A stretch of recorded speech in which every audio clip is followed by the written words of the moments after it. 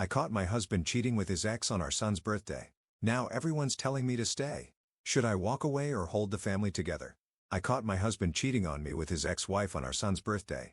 And now my friends are telling me not to blow up our family over a mistake he made while he was vulnerable. I'm honestly a mess, and I don't know what to do. So any advice would be appreciated. I, 27M, and my husband, 37M, have been married for 3 years, dating for 6.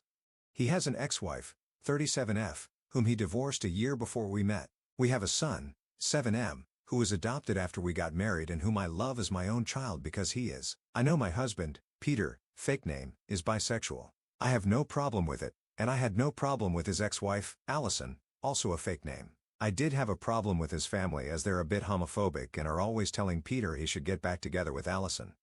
Well, 2 weeks ago, we were in his family's town because it was my son Jack's, fake name, birthday, and we wanted to spend it as a family. My mother-in-law decided it would be a good idea to invite Allison, so she arrived in the middle of the party. I didn't want to ruin Jack's birthday, so I stayed quiet. I spent all my time with Jack, playing with him and his cousins at his request. When it was time to cut the cake, I noticed Allison and Peter weren't there, so I went inside and looked for them around the house.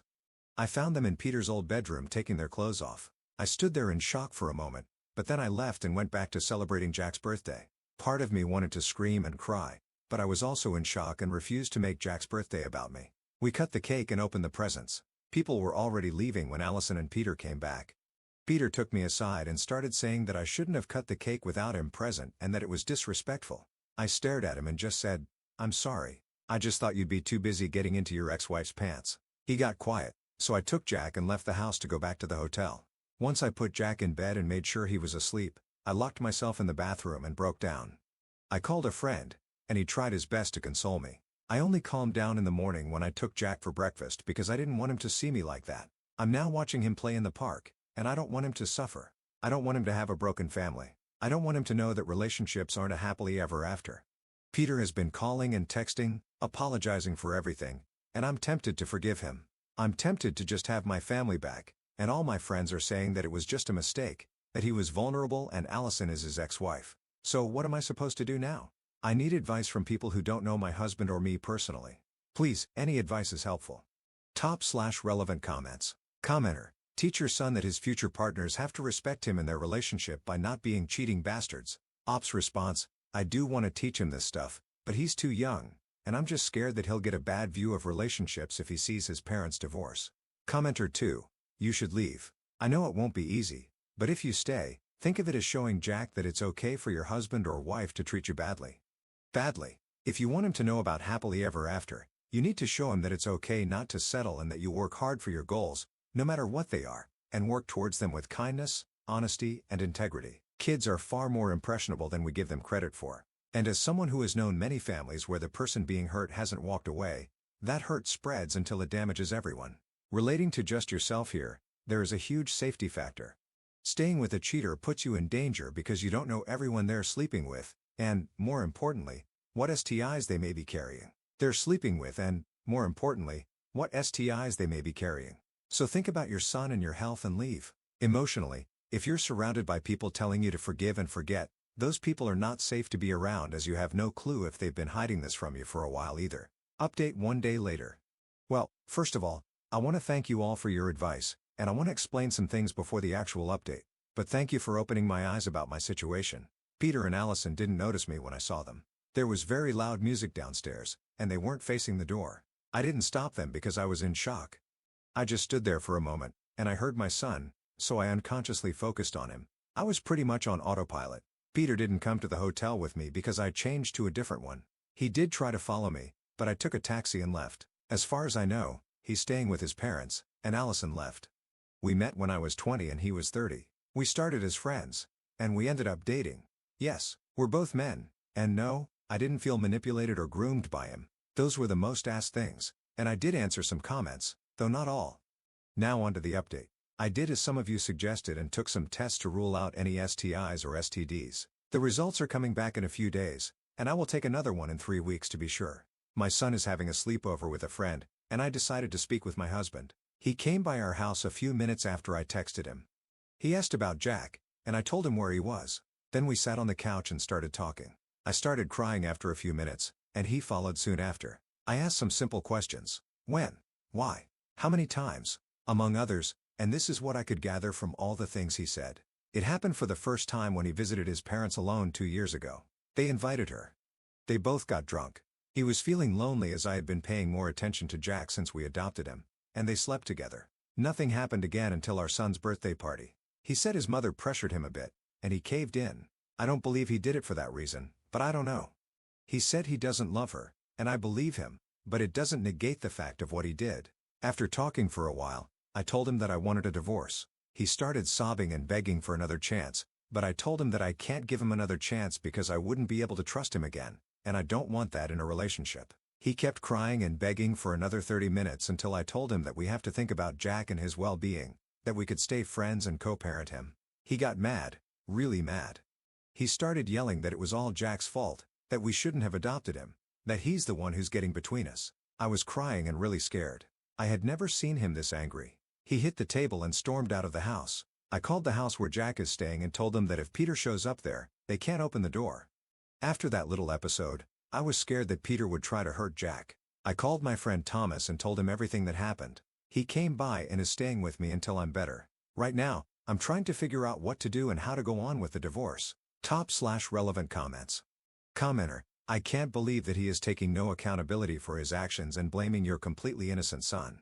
Every time you start missing your soon-to-be ex, I want you to please remember what he said about your son. It will be painful, but it will strengthen your heart and mind to move on from that toxic man. You are definitely not the jerk. Keep striving for a healthy, happy new relationship for you and your son. Second update 11 days later.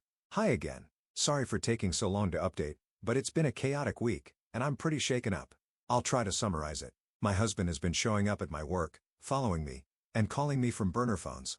I was afraid he'd go after Jack, like many of you said he would, but he didn't. He said a lot of things, but I'll try to write the important ones. He said that he missed when it was just us, that I stopped paying attention to him when we adopted Jack, that I wasn't his anymore. He said that he missed how dependent I was on him. I was very insecure when we met, but I started working on my issues when we adopted Jack because I didn't want to be a bad example for him. When we got married, I used to get sick all the time. I was weak and tired, so he would take care of me 24/7. The doctors couldn't tell what was wrong with me, and I didn't get better until a bit after we adopted Jack. I guess that dependence is what he missed. Yesterday, he followed me to work and started screaming that I was his and that we made vows to stay together. We had to call security, and he waited for me next to my car. I panicked and took a taxi home.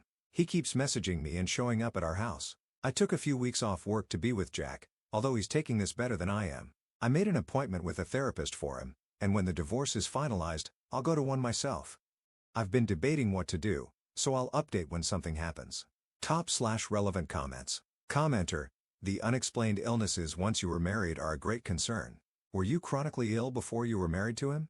If not, it may be possible that he did something to cause your illnesses, thus making you more dependent on him. Commenter 2: we made vows to stay together. Oh, wow, it's so optimistic of him to assume that cheating doesn't change anything.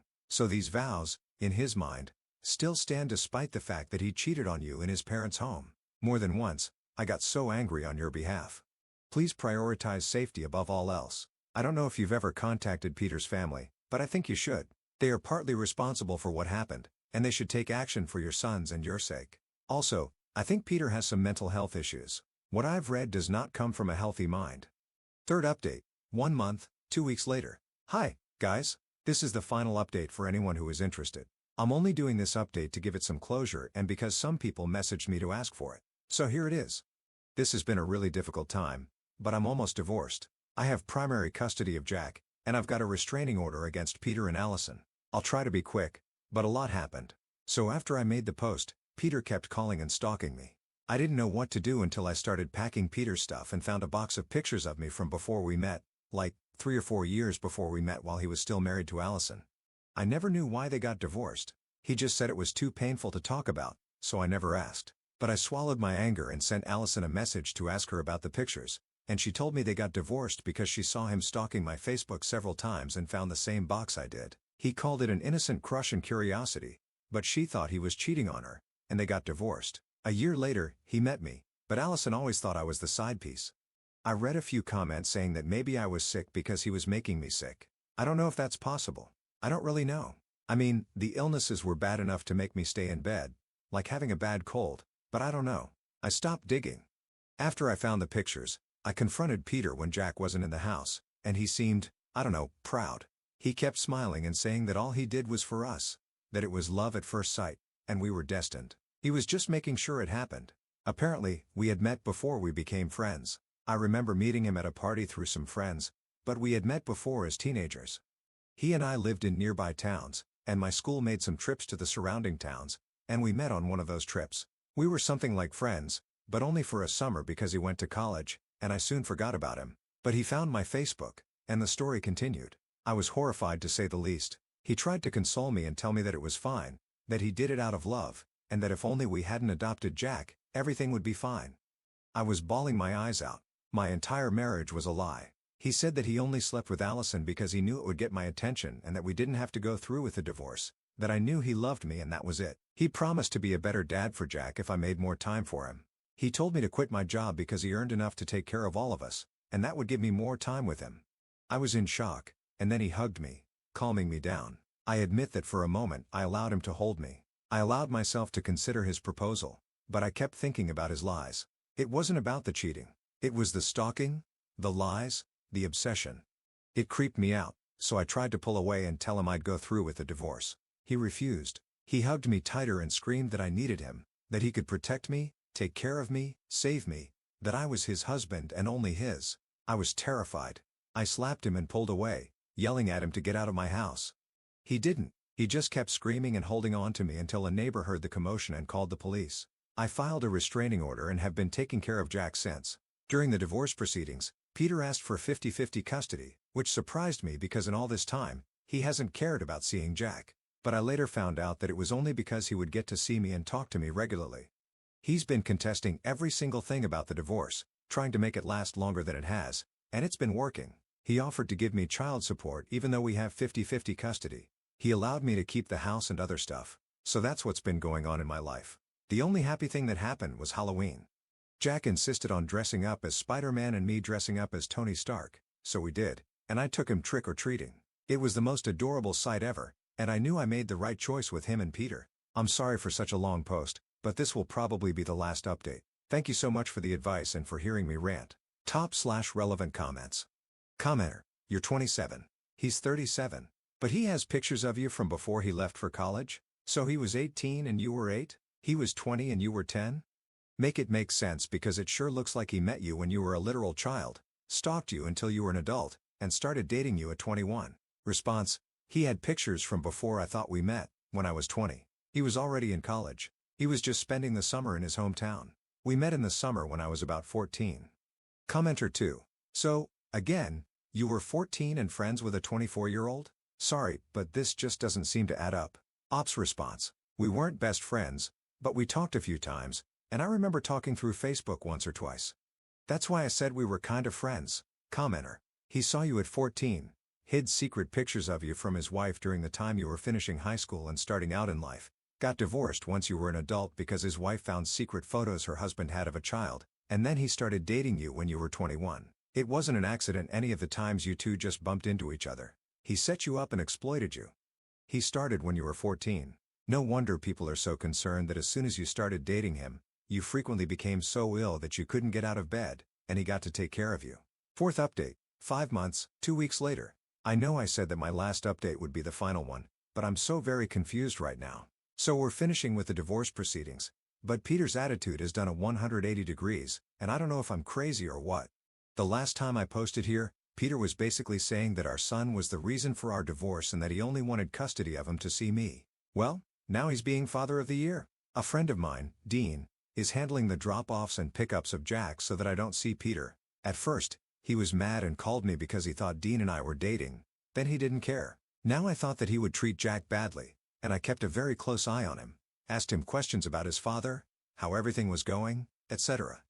Jack told me that he's been acting like the perfect dad. He's nice. He plays with him, helps him, and is completely different from before. I have talked to Peter, and he told me he was going to therapy, which I'm happy about, and he has messaged me, apologized, and told me that we should try couples therapy. I declined, and he hasn't asked again, but he wants us to meet up at his house tomorrow to discuss everything that happened. He said it was part of his therapy. I haven't gone to therapy. I can't afford it right now, but Jack is. I can't say I don't miss Peter because he was a great partner and husband before everything went down, but I don't trust him after all that happened. So I don't know what to say to him tomorrow or how to express how I feel about it. Is it wrong to miss him? I mean, this whole thing happened because he slept with someone else, and I know that he hasn't seen Allison and won't be seeing her again because she's also done. Should I just move past it? Jack is also saying that he misses the three of us together. He's cried to me about it more times than I can count and asks why I can't forgive his dad. What the hell am I supposed to do? To feel? It's a short update. I guess that I'm just trying to vent without judgment from the people I know and give an update to those who asked for it. Thanks again for all the support I received in my other posts. Top/relevant comments. Commenter. It's love bombing. He knows your child is your priority, and that's what he's targeting. My ex cheated and was a diagnosed sociopath/sex addict. To prove he'd changed, he joined Sex Addicts Anonymous to show he had changed, even sent me a photo of his 1-month chip. I told him I'd never take him back regardless. So he never went back again and told me that he wished he'd given me an STD. I was pregnant so that I'd have an effed up kid and no one would ever want me. Love bombing isn't just sending gifts. It's knowing someone so well that you can target them to get what you want. Commenter 2. I would be very careful right now. He's acting like Father of the Year, which is out of character for him. He knows what you value, and it's Jack. So he's doing everything to win you back by being the best dad to Jack. He even has Jack asking you why you can't forgive his father. I would be wary that he's coaching Jack in small ways to try to win you back. This is either genuine or a master plan. The way he acted before about you being his makes me think it may not be genuine. I would stay the course you're currently on and just monitor the situation because the last thing you want to do is cave only to realize it was all fake. He even told you before that he cheated because you weren't paying enough attention to him. So what happens if he feels like that again? Green light for him to sleep with someone else? I wish you all the best. Commenter 3. It would be idiotic to even see him in private, let alone contemplate getting back together with him. Actually doing that would be insane. All I know is that my father had a friend like your ex, and he started being perfect for his ex-wife until she agreed to let him see the kids. Then he killed 2 of them and himself to get back at her for leaving. This isn't an epic love story. This is a Stephen King horror story in the making. 5th update 9 days later. Okay, I'm going to clear up a few things before I give you the actual update. I don't answer comments. I prefer to answer every question here instead of answering the same question separately. 1. I should have explained it better, but my restriction order was a temporary one, only for 30 days. 2. Peter was a very good husband. I read that he was abusive throughout our relationship. He wasn't, and he was a good dad to Jack. Everything went to hell when I caught him cheating. 3. What Jack was saying wasn't told by Peter. I talked to him and made sure he just has been missing our life before. 4. Peter would never touch Jack like some of you suggested. My case may make it seem like he could, but he never even touched me or groomed me. I did talk to Jack just to make sure, and he reassured me nothing happened. Now on to the update. I did meet with Peter. Most of you told me not to go to his apartment, so I told him to meet at a park, take a walk, or something. When I saw him, he was different. He looked very depressed, and he hugged me when he saw me. He wouldn't stop apologizing for what happened. We started talking and walking. He didn't justify what he said or did, but he did say he regrets it. He said that he misses me and misses being together. I asked about Allison, and he told me that he cut her and his parents out, which I believe he did. Then I asked about what he said about Jack. He basically said that he resented Jack for a long time because my attention wasn't on him anymore, and it was selfish, but he was too used to being the center of my world. So when it suddenly changed, he couldn't take it. He told me he loves Jack, but he maintains that if giving him up meant having me back, he would do it in a heartbeat. We talked for hours while Jack was with my friend. I cried a lot. There were things I decided not to ask, like, if he was drugging me, as some of you said, because I honestly don't want to know. We have been texting these past few days, mostly about Jack, but I'm considering family therapy, mostly to help Jack cope with everything. The divorce is still happening, which Peter wasn't too happy about, but he wasn't angry anymore. Just sad. I also recently met a guy in a coffee shop, and we have been texting a lot, so I'll see how that turns out. And that's it for the moment. I'll update you guys if you have many questions or if something else happens. Top/relevant comments. Commenter. Yeah, I really don't want to be the one to say this because your life is your life, but I genuinely think you should hold off on any dating whatsoever. Was he a good partner and father before? No. Not really, because all of that is tainted and irrevocably changed since he's been playing behind the scenes to make you his. Your relationship wasn't a natural process of getting to know each other and falling in love. It's been him stalking you for years and throwing away his previous relationship to manipulate a friendship, then a romance with you. Like, really think about it. Your ex-husband played puppet master the entire time you've known him. Every meaningful moment was or is highly likely to have been orchestrated by him without you knowing. He even wants to give up the son you guys adopted. He blames your son for the relationship failing and tried to convince you to give him up. I remember that one update you did where he told you he'd take care of you and give you everything so you could stop working and be home with him. If you were a woman, there would have been a barefoot and pregnant added to that. This man is obsessed with you, wants you with him always, and still blames your son for taking your attention and probably would give him up if given the chance. And you think dating is still doable? Please think about not starting anything with anyone, because if your ex has gone to these lengths, I guarantee you getting a boyfriend will push him even further. If your son was in a relationship with someone who acted and did the same things as your ex, what would you tell him? Please be safe, dude.